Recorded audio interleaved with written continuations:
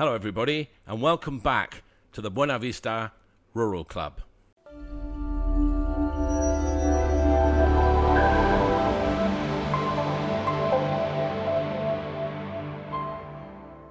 Thanks to all my new subscribers this week. Welcome, and please don't forget to like and share this video. This week I've been joined by Seymour. He's an agricultural engineer and he can advise on what plants grow best and what crops grow best in this soil at this altitude. Here at the base of the farm we're about 600 meters above sea level, but I expect it would be very much more than that at the top of the farm. So before we set off on today's work, I'd like to show you a map of the whole farm. This area on the left in green is our farm and the yellow belongs to our neighbours. We're here at the farm at the lower gate.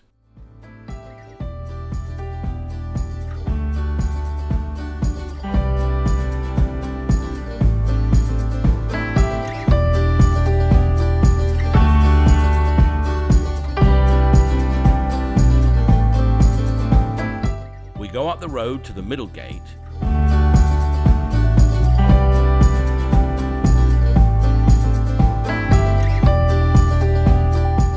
which is here, under the mulberry tree. We go up the track, and on our right is the pump house and the reservoir. So when I say what is the farm Buenavista has its own water, as we can see it here. It has a pump house, it has the actual property goes up there way above the clouds that you can see there, all those clouds.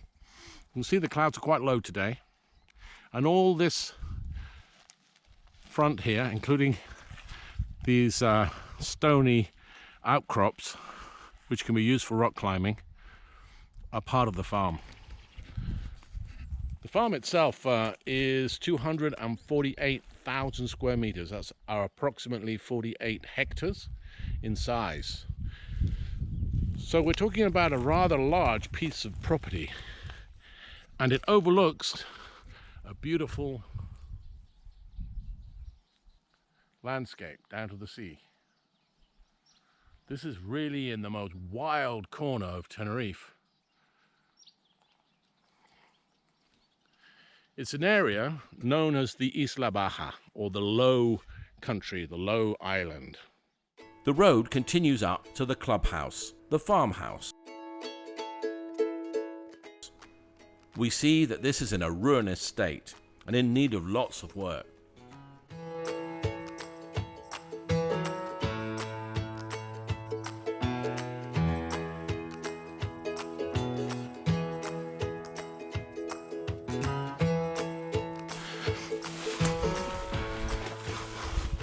Look at that, for an overgrown room. Just a bit overgrown with stuff, but that's an actual room in there.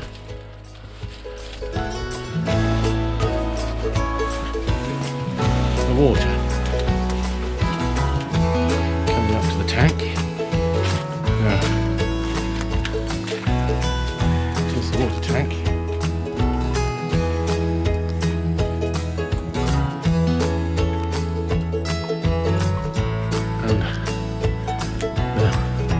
That garden that we cleared last time we were here a bit.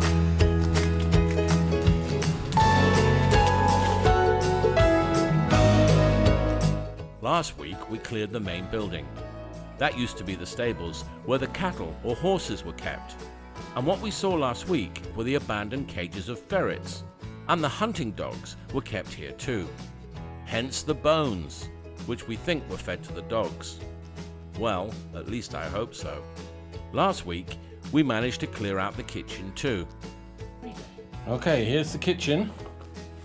And we start to look out of the kitchen. Lummen here. The roof might collapse any moment.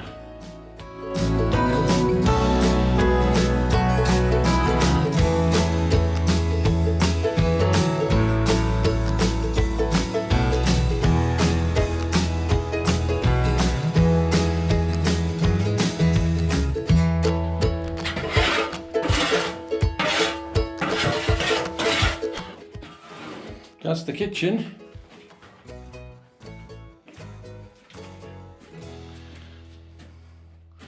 A little bit better.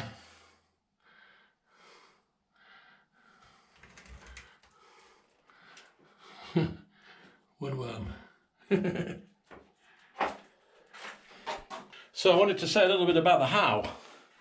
The how is with lots of hard work, help from friends like my friend here, the goat man, Moise, and obviously using tools. We need more tools, we need more friends, and somehow we need to raise money. I know money's always a difficult subject to talk about, but if anybody out there has any and wants to push it this way, we would receive it very gratefully, either through Patreon or through Positive, which is our crowdfunding, or our GoFundMe page. We have 3 of them, and you can find the links for those in the notes. Please, if you can spare something, let us have it, and you can make sure that you'll be here watching these videos every week.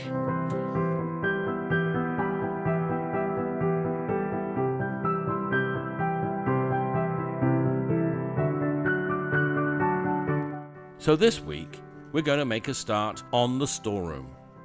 We'll secure the door, we'll replace the wooden lintel with a steel one, we'll ensure the door is reinforced and locked securely, then we'll be able to put our tools in there and have a workshop, and position remote security cameras which will be installed. All coming up in future episodes, so keep tuned. Subscribe, like and share.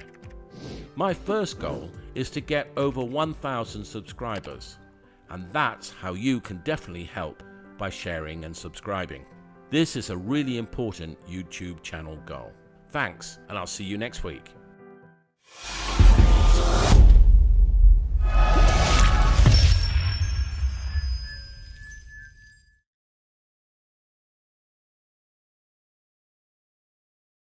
So you might be thinking, why is this week's episode so short?